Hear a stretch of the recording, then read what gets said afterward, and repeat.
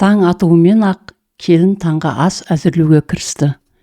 Ұйқыдан ерте тұрған Зейнеп апа ас үйге кіре сала жақтырмаған көзқараспен: «Тағы шала піскен нан пісіріп жатсың ба?» деп сөз бастады. Аяулым басын төмен салбыратып үнсіз қалды. Жауап берсе, бұл әңгіме ұзаққа созылатынын білетін. Ол тек нанды пешке қойып, шай құйып жатты. «Қаланың қыздары осындай болады екен ғой, үйренбеген», деп Зейнеп апа сөзін жалғады. «Құдағиым анада мақтап еді, бірақ мынаны көргенде сол мақтау қайда кеткенін түсінбеймін». Бұл сөздер аяулымның жанын ауыртты.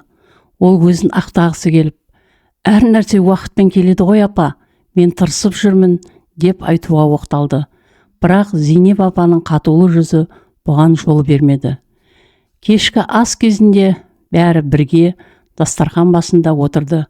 Бауырсақ пен қымызға тойып алған Зейнеп апа келіннің дайындаған сорпасына жақтырмай қарап: «Аяулым, бұл сорпаның дәмін татып көрдің бе? Тұзы жетіспейді. Осындайды кісілердің алдына қойсаң, ұятқа қаласың», деді. Марқұм күйеуінің бұндай сын айтатын әдеті жоқ еді. Бірақ Зейнеп апа келінге қатысты талапшыл болды. Аяулым сабыр сақтауға тырысты. «Келесіде дұрыстап жасаймын апа. Келесіде емес, бүгін дұрыс жасау керек еді», деп енесі қаттырақ дауыстап жіберді. Марат, аяулымның күйеуі, сөзге араласқысы келіп: «Апа, келінді бос қоя тұрыңызшы, ол әлі үйренеді», деді. Бірақ бұл Зейнеп апаның ашуын одан сайын күшейтті. «Үйренетін уақыты болды. 6 ай болды ғой, Марат. Сен еркелетіп осылай жүре берсең, бұл қыздан келін шықпайды».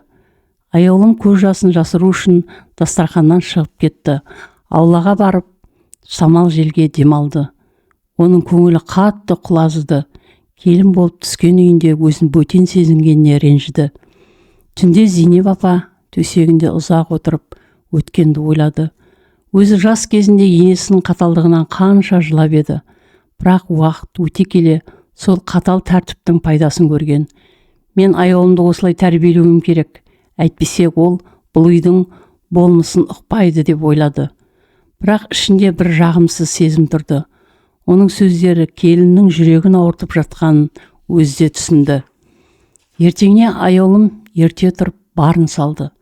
Таңғы асты, шайды дайындап, үйдің шаруасын тиянақтап істеді.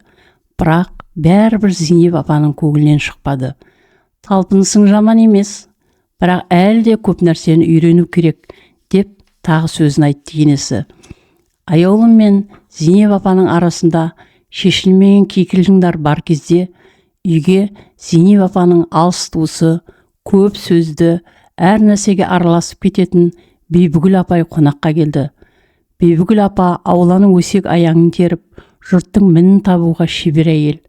Оның келуі үйдегі жағдайды тек ушықтырып жіберетін ешкім білмеді. Бибігүл апай үйге кірісімен Зейнеп апаны құшақтап: «Зейнеп, сен үйіңде бір тыныштық жоқ па? Келініңмен арақатынасың қалай? Бәрі айтып жүр, жас қызды қалалық деп жамандайды ғой», деп әңгімені бастады. Бұл сөздер Зейнеп апаның ішіндегі қыжылды қозғап жіберді. Ол: «Бибігүл, өзің де көріп отырсың. Осы қыздың қолынан түк те келмейді. Тамақты дұрыстап істей алмайды, үйдің тірлігін түсінбейді», деп кейігенін жеткізді. Бибігүл апа әңгіме арасында келіннің жоқтығын пайдаланып, сөзді одан әрі қыздырды. «Мұндай қыздар тек сәнге қарайды. Бұлар үй шаруасын қайтсын? Бәлкім оны қайта тәрбиелеп, өзіңнің қаталдығыңды көрсету керек шығар. 1-2 шаңын қағып ұрып алсаң да болар еді», деп өз ақылын қосты. Сол кезде аяулым аулада киім жуып жатқан болатын. Бибігүл апаның ашық айтқан сөздері оған анық естілді. Құлағына шаншу қадалғандай, оның шыдамы таусылып, көзінен жас ыршып шықты. Ол бұл үйде өзін бөтен сезініп жүрген еді. Енді мүлде жалғыз қалғандай болды. Жолдасы Марат та бұған шыдашы дегеннен басқа еш қолдау білдірмеді. Аяулым көз жасын сүртіп, Зейнеп апа мен Бибігүлдің отырған жеріне шай құяйын деп кіріп келді. Бірақ ол сөйлеген жоқ.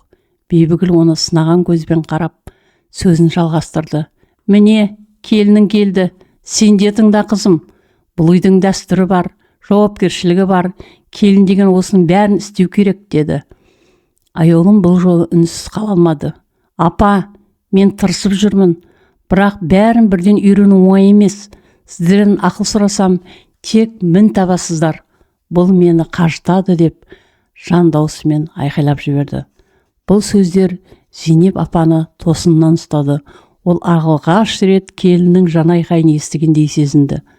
Бірақ өз қателігін мойындағысы келмеді. Бибігүл апа бұл әңгімені одан әрі ушықтырды. Мына қыз сөзге тоқтамайтын сияқты ғой. Жастардың үлкендерге қарсы сөйлеген қай заманнан бері көріп едің, Зейнеп? Меніңше, бұны бір тәртіпке шақыру керек, деп отқа май құйды. Зейнеп апа келіннің сөзін ауыр қабылдап қабағын түйді. Міне, Бибігүл, көрдің бе? Менің ештеңеге көңілім толмайтыны осыдан. Қыз өзінен мін іздеудің орнына үлкендерге жауап қайтарып тұр, деді. Аяулымның жүрегі бұл сөздерді көтере алмай, ол ас үйден шығып кетті.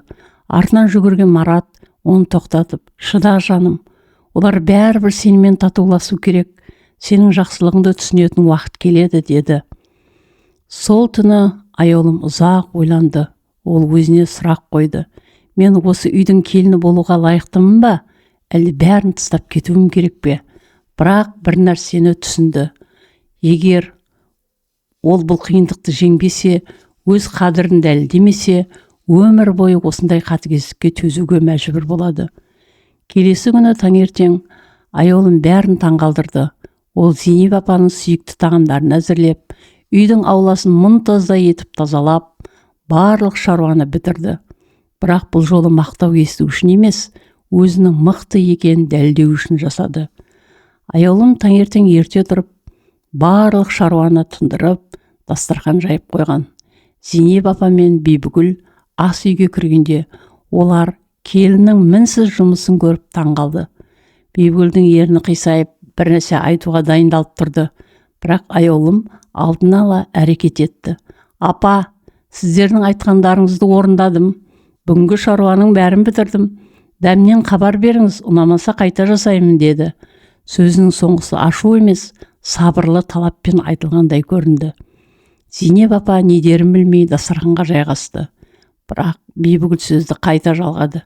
Дұрыс-ақ, бірақ келінің барлық шаруаны істеуін міндет. Ол сенің ақылдылығыңды көрсетпейді. Сен үлкендерден үлгі алуың керек, деп келіннің сабырын сынауға тырысты. Аяулым бұған мейірімді үнмен жауап қайтарды. Я, Бибігүл апа, мен сізден де үлгі аламын. Бірақ сіздер менің қатемді емес, талпынысымды да көрсеңіздер деймін, деді.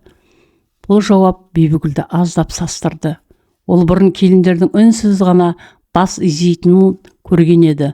Аяулымның осындай сабырлы қарсылығы оның айтқан сөзін жарамсыз еткендей көрінді. Сол күні түсте Бибігүл апа Зейнеп апамен оңаша қалып, бұрыннан жиналып қалған өсекті айтты. Сенің келініңе көп жақтасудың қажеті жоқ. Ол шын жүректен тырысып жүр деп ойлайсың ба? Мен білетін қалалық қыздар 200-ді болып келеді. Сен оған сеніп қалма. Оның бұл үйде ұзақ қалатынына күмәнім бар, деді. Зейнеп апа іштей ойланып қалды. Оның келінге деген көңілі әлді қашан суығандай еді. Бірақ Бибігүлдің мына сөздері оған ауыр тиді. Шынында ол келіннің бұл отбасыға шын берілгеніне күмәнданып қалды. Келесі күні ауылдағы бір әйел, Зейнеп апаның көршісі Айнаш апа, үйге келіп шай үстінде таң қаларлық бір сыр айтты. Бибігүл, сенің үйіңе келіп келінді сынап жатыр ма? Өзің білесің ба? Ол басқа ауылдағы келіндер туралы қандай өсек таратты. Оның қолынан тек ұрыс шығару ғана келеді. Айнаш апа Бибігүлдің басқа үйлерге барып, дәл осылай өсек тарататынын айтып берді. Бұл Зейнеп апаға үлкен ой салды. Ол келініне бұрынғыдан қатал қарап, Бибігүлдің ақылын тыңдаған үшін өкінді. Сол кеште Зейнеп апа аяулымның ауладағы гүлдерді суарып жүргенін көрді. Ол келіні сырттай бақылап тұрды. Аяулымның жүзі мұңды, бірақ қолынан келгенше тырысып жүргені анық. Сол сәтте Зейнеп апа өзіне сұрақ қойды.